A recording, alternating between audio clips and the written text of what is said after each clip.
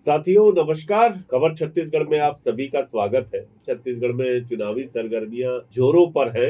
आज भारतीय जनता पार्टी का चुनावी घोषणा पत्र जारी होने वाला है।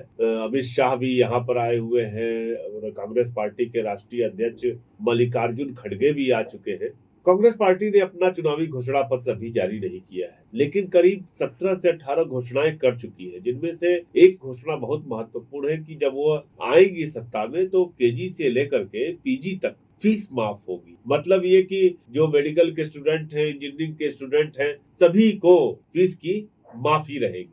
छत्तीसगढ़ का जो पूरा एजुकेशन पॉलिसी रही है छत्तीसगढ़ गवर्नमेंट में कांग्रेस की, उसकी चर्चा देश के भीतर लंबे समय से हो रही है। खास तौर से इनके आत्मानंद विद्यालयों की जो श्रृंखला है, जो कि प्राथमिक से लेकर के अब तो महाविद्यालय भी खुल रहे हैं, उसकी चर्चा जोर शोर से भी रही है। उसके अलावा नक्सल प्रभावित इलाकों में भी इन्होंने अपने बंद पड़े विद्यालय जो थे नक्सली वारदातों की वजह से, उनकी भी शुरुआत की। हम सबके बीच कांग्रेस पार्टी के युवा नेता और कांग्रेस के जो एजुकेशन विंग है छत्तीसगढ़ की, उसको देखने वाले श्री विनय शील जी मौजूद है। हम विनय जी से आज कुछ सवालों को लेकर आए हैं, जो खास तौर से छत्तीसगढ़ में जो कांग्रेस की एजुकेशन पॉलिसी रहने वाली है, अगर वो चुनाव जीतती है तो उस पर चर्चा करेंगे। विनय जी, आपका स्वागत है। बहुत धन्यवाद। एक चीज बताएं कि ये जो फीस माफी की घोषणा की गई, क्या वो सभी पर लागू की जाएगी जैसा कहा जा रहा है, या फिर उसके चुनाव के बाद उसमें कुछ और चीजें ला करके उसको कुछ वर्ग तक ही सीमित कर दिया जाएगा?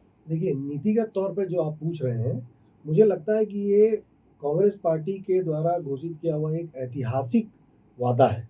इसमें पहली यानी केजी से लेकर के पीजी, अच्छा पीजी का मतलब आप हमको उसको ठीक से समझना है कि उसमें क्या-क्या शामिल है। उसमें बीए, उसमें एमए, उसमें एमबीए, उसमें मेडिकल, उसमें इंजीनियरिंग, उसमें सारे डिप्लोमा की पढ़ाई जो छत्तीसगढ़ में होती है, वो सारी पढ़ाई करने वाले युवाओं को निःशुल्क वो पढ़ाई करने का मौका मिलेगा। मुझे लगता है कि आज तक के भारत के इतिहास में हम सब जिस राजनीति की ओर लगातार देख रहे होते हैं, ये उसका सबसे महत्वपूर्ण और बड़ा फैसला है। और इसमें जो आप कह रहे हैं कि नीतिगत तौर पे ये कैसे लागू होगा, तो जब सरकार बनेगी तो जो वादा है, जैसे पहले कांग्रेस पार्टी ने भूपेश बघेल जी के नेतृत्व में वादा पूरा किया, इस वादे को भी पूरा करेगी। एक चीज बताइए कि मैं तो लंबे अरसे से देखते आ रहा हूँ कि महाराष्ट्र और कर्नाटक ने जो प्राइवेट एजुकेशन की पॉलिसी अडॉप्ट की, आज से नहीं पहले से, वहां पे प्राइवेट कॉलेजेस की संख्या बहुत बड़ी संख्या में है। लेकिन छत्तीसगढ़ में मैं देख रहा हूँ पिछले 5 वर्षों से कि जो प्राइवेट स्कूल है, अब उनमें नॉमिनेशन कम हो रहे हैं। लोग ज्यादा से ज्यादा, चूंकि गवर्नमेंट जो स्कूल्स हैं उनको उनका उन्नयन हो गया, तो लोग चाहते हैं कि सरकारी स्कूल में ही हमारे बच्चे पढ़े। तो ये क्या ऐसा नहीं होगा कि जो निजी विद्यालय चूंकि एक तरह का निवेश भी लेके आते हैं, वो अब धीमे धीमे कहीं से प्राइवेट विद्यालयों को इरेडिकेट करने की तो चीज नहीं चल रही है? कितना बढ़िया सवाल पूछा आपने। असल में जब भी सरकार किसी क्षेत्र में एंटर करती है, तो वो एक नए किस्म की प्रतिस्पर्धा पैदा करती है। जी। तो जो आप कह रहे हैं कि प्राइवेट स्कूल बंद हो जाएंगे, क्या ऐसा कभी नहीं होता है। होगा ये कि प्राइवेट स्कूलों पे इस बात का दबाव बढ़ेगा कि वो अपने यहाँ शिक्षा को बेहतर करें, क्योंकि जब सरकार अंग्रेजी माध्यम से बेहतर शिक्षा देने लगेगी और प्राइवेट कॉलेज और प्राइवेट स्कूल भी शिक्षा देते रहेंगे, तो उसमें फिर उपभोक्ता या उसमें फिर बच्चों के पेरेंट्स क्या देखेंगे? वो ये देखेंगे कि अच्छी शिक्षा कहाँ मिलती है। तो सरकार पर भी निजी क्षेत्र से दबाव रहेगा और निजी क्षेत्र पर भी सरकार से दबाव रहेगा कि हमको आए दिन अपने आप को बेहतर करना है, अपने स्कूल की शिक्षा को अच्छा करना है, हमारे मॉडल को और स्वस्थ करना है। इसका कुल जमा फायदा किसको होगा? इसका कुल जमा फायदा नागरिकों को होगा, हमारे आपके बच्चों को होगा।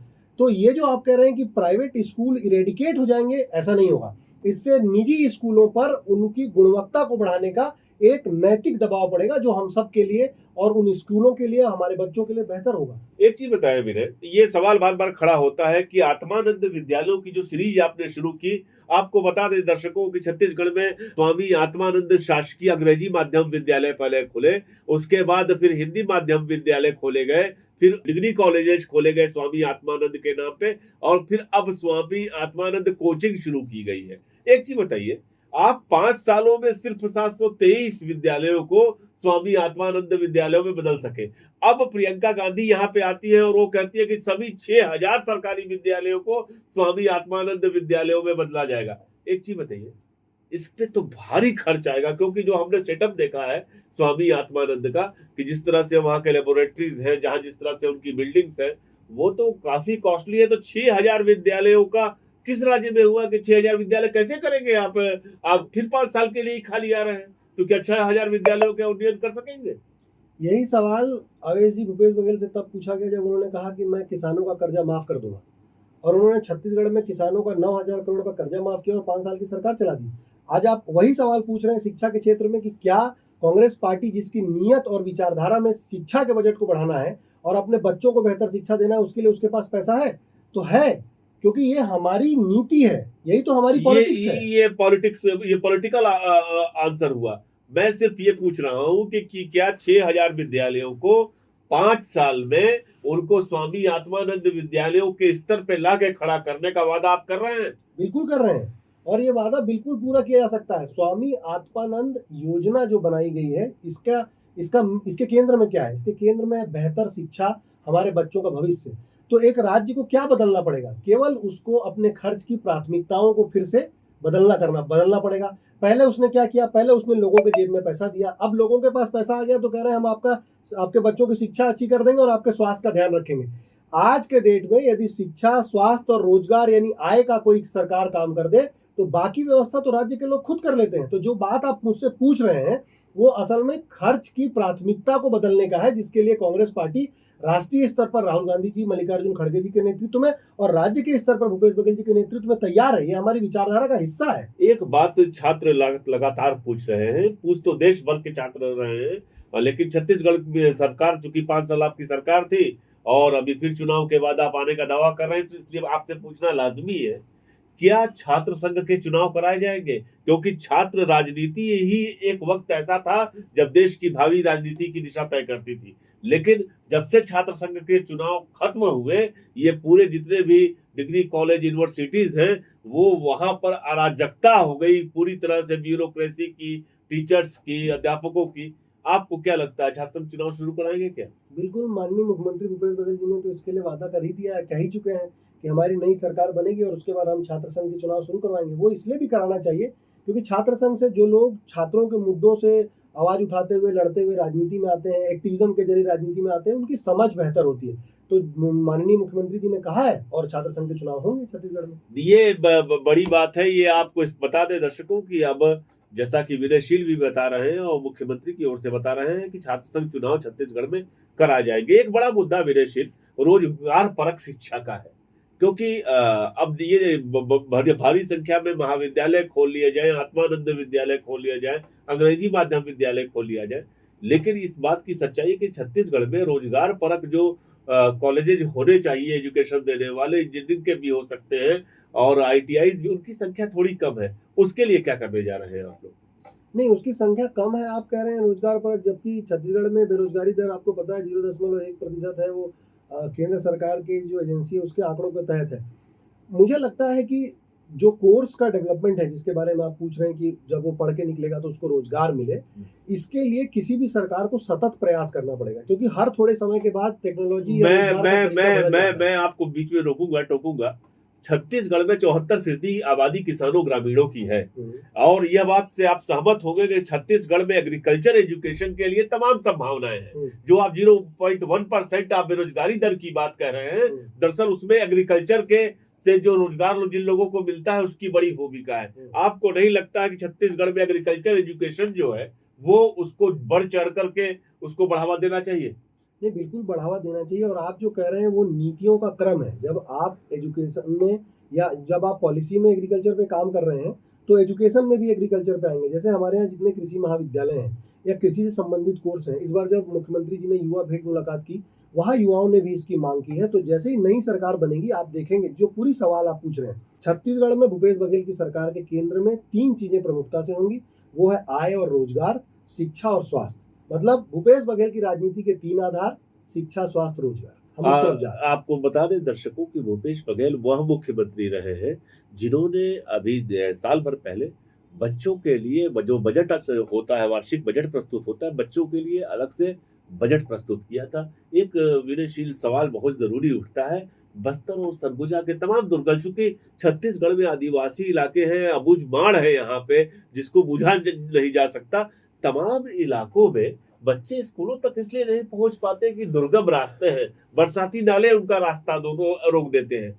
कुछ काम हुआ है, जरूर निस्संदेह हुआ है, लेकिन क्या ऐसी कोई पॉलिसी बनेगी कि क्या कि जो जहाँ पे बच्चों के विद्यालय हैं, आप लोगों ने नक्सल प्रभावित इस क्षेत्रों में विद्यालय पुराने खोले, 313 विद्यालय खोले गए हैं। दर्शकों आपको बताएं, जो कि रमन सिंह की सरकार जब थी उस समय नक्सली वारदातों की वजह से बंद होने करने पड़े थे। तो बच्चे विद्यालय तक पहुंचे, उसके लिए सड़क पुल का होना भी जरूरी है। उसके लिए क्या कोई प्लानिंग है क्या? नहीं, आपने ठीक कहा। उसके लिए योजना ये है कि सबसे पहले हमने बस्तर में जो विद्यालय बंद कर दिए गए थे रमन सिंह की सरकार के समय, उनको खुलवाया। दूसरा, उन विद्यालयों तक की पहुंच के लिए विशेष योजनाओं के तहत सड़क की योजना के लिए मुख्यमंत्री जी ने एक योजना बनाई। और तीसरा, जो आप शिक्षा की बात कर रहे हैं, देखिए एक एक क्रांतिकारी काम छत्तीसगढ़ में और हुआ, आपको आपके माध्यम से वो जनता तक पहुंचेगा। जितने आदिवासी क्षेत्रों में पीवीटीजीज यानी विशेष संरक्षित जनजाति के बच्चे रहे, जिन्होंने 10वीं और 12वीं की पढ़ाई की, और जो आज हम अगर सोचें कि रायपुर में आके, बिलासपुर में आके उनको तैयारी करके नौकरी मिल जाए, तो उनको नौकरियां नहीं मिलती। और आदिवासी इलाकों में पढ़ाने के लिए शिक्षक जाने को तैयार नहीं होते हैं कि वो बीजापुर, सुकमा, दंतेवाड़ा जाकर के पढ़ाना नहीं चाहते हैं। तो भूपेश बघेल जी के नेतृत्व में एक नई नीति बनी। उस नीति का नाम है साला संगवारी। इसमें हमने क्या किया, पीवीटीजीज के जिन बच्चों ने केवल 10वीं और 12वीं की पढ़ाई कर ली थी, उनको बस्तर, सुकमा, दंतेवाड़ा ऐसे आदिवासी इलाकों में सीधे शिक्षकों की पक्की नौकरी, सरकारी नौकरी दे दी गई। इससे दो चीजों का हल निकला। एक, उन बच्चों को सरकारी नौकरी मिली जो उनका अधिकार था, और दूसरा, वो जिन इलाकों में रहते हैं जहाँ कभी कोई शिक्षक पढ़ाने नहीं जाता, अब जाकर के वहां उन बच्चों को वो 10वीं तक की, 12वीं तक की पढ़ाई करवा सकते हैं। इसका मतलब बच्चों को जंगल के अंदर जो स्कूल हैं वहां पर उनके लोगों के द्वारा पढ़ाई का आधार बन गया, और जो 10वीं 12वीं तक अपने समाज में विशेष संरक्षित जनजाति के लोग पढ़ चुके थे, उनकी नौकरी मिल गई। और तीसरी बात, क्योंकि वो उन्हीं के समाज से आते हैं, इसलिए वो जिस मातृभाषा में शिक्षा की हम बात करते हैं, उस मातृभाषा में उनको बुनियादी शिक्षा दे पा रहे हैं। तो जिस समस्या की तरफ आप ध्यान दिलाना चाहते हैं, उस पर सरकार ने, मुझे कई बार लगता है कि किसकी दृष्टि ऐसी गई होगी जिन्होंने एक ऐसी शानदार नीति बनाई। और इस नीति को पूरे देश में जहां भी ट्राइबल एरियाज हैं, जहां भी पीवीटीजीज यानी विशेष संरक्षित जनजाति रहती है, वहां लागू किया जाना चाहिए। बिल्कुल, मैं सहमत हूँ इस बात से कि लागू किया जाना चाहिए। आप एक चीज बताएं, बेसिक शिक्षा जो है यहाँ पे, प्राथमिक विद्यालय हो चाहे डिग्री कॉलेज हो, शिक्षकों की भारी कमी का सवाल बार बार उठता रहा है। भर्तियां की गई है, नो डाउट भर्तियां की गई, सरकारी भर्तियां हुई है। दर्शकों बता दें कि 30,000 शिक्षकों की भर्ती की गई है छत्तीसगढ़ में, लेकिन तमाम विद्यालयों में शिक्षकों की भारी कमी है। तो कब तक पूरी होगी ये कमी? शिक्षकों की कमी तो लगातार शिक्षक भर्ती से ही पूरी होगी। जो आपने कहा कि 30,000 शिक्षकों की भर्ती हुई है, इसके अलावा ये भी देखना पड़ेगा कि कौन कौन से विद्यालयों में, किसी विद्यालय में शिक्षकों की यदि अधिकता है तो वहाँ से उन विद्यालयों में उनको शिफ्ट किया जाए, मतलब उसको रैशनलाइजेशन उसका किया जाए, और इस तरीके से ही उसको ठीक किया जा सकता है। एक सवाल और महत्वपूर्ण है विनयशील जी।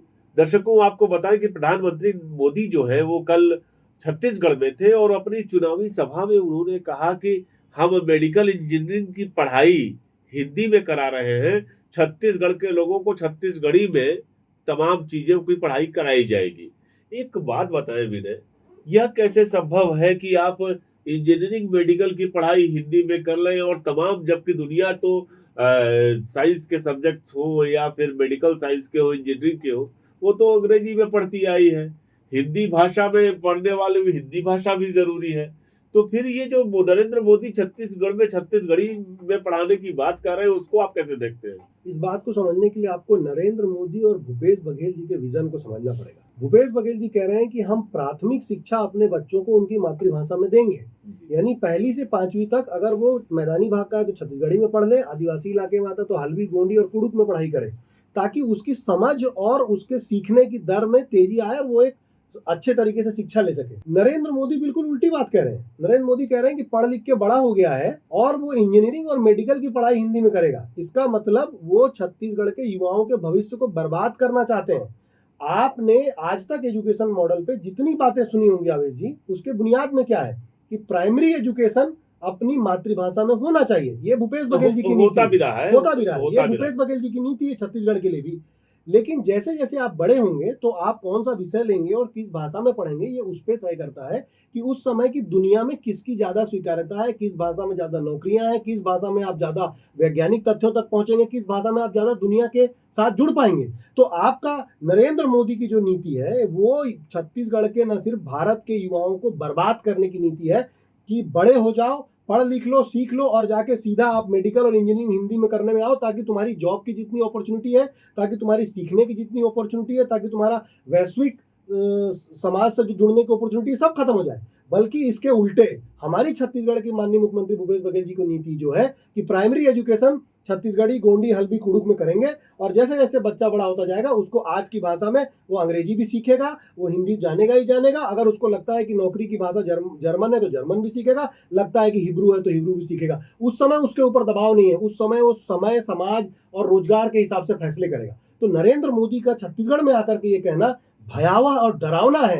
मुझे ये सवाल पूछना है कि क्या भाजपा के नेता अपने बच्चों को हिंदी मीडियम में पढ़ाते हैं? अपने बच्चों को विदेश पढ़ने भेजिएगा और छत्तीसगढ़ के बच्चों को जवान होने के बाद इंजीनियरिंग और मेडिकल की पढ़ाई हिंदी में करवाइएगा। क्या चाहते हैं कि वो अग्निवीर की तरह ठेके में किसी के यहाँ 10,000 की नौकरी करता रहे?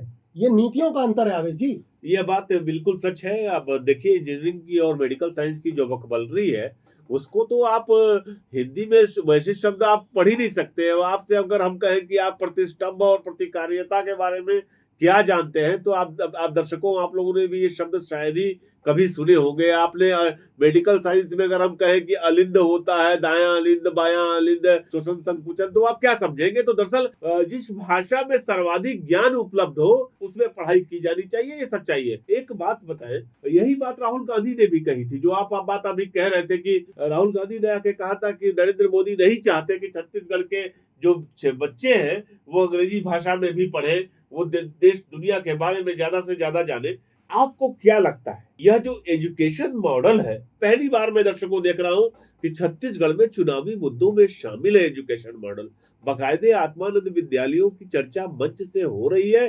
भारतीय जनता पार्टी ने अपने घोषणा पत्र में भी इसका जिक्र किया है कि हम किस तरह के विद्यालय ला रहे हैं। आप ये बताएं, आपको क्या लगता है, ये एजुकेशन पॉलिसी का जो आना है मुद्दों के तौर पे, उसको आप कैसे देखते हैं? आवेश जी, आपने जो राहुल गांधी जी की बात कही और इससे पहले जो आपने नरेंद्र मोदी जी की नीति बताई, ये असल में पॉलिटिक्स ऑफ लैंग्वेज है। ये पॉलिटिक्स ऑफ लैंग्वेज क्या है कि किसी को ऐसे लैंग्वेज में बड़ा करो कि उसकी उपयोगिता छोटी हो जाए और किसी को उन लैंग्वेजेस को सीखने दो जिससे उस व्यक्ति का महत्व और उपयोगिता बड़ी हो जाए। पॉलिटिक्स ऑफ लैंग्वेज ये है कि आप बड़े बड़े नेता अपने बच्चों को विदेश में पढ़ाएंगे, हार्वर्ड में पढ़ाएंगे, मैसाचुसेट्स में पढ़ाएंगे। और पॉलिटिक्स ऑफ लैंग्वेज ये बताइए कि एजुकेशन के मुद्दों को लेकर के एजुकेशन के मुद्दों को लेकर भारतीय जनता पार्टी जो है, जो लैंग्वेज की पॉलिटिक्स है, उसको छत्तीसगढ़ पर डालने की कोशिश कर रही है। मैं वही बता रहा हूँ, मैं वही आपसे कहने जा रहा था कि उनके बच्चे मैसाचुसेट्स और हार्वर्ड में पढ़ेंगे और ये चाहते हैं कि छत्तीसगढ़ के बच्चे या भारत के बच्चे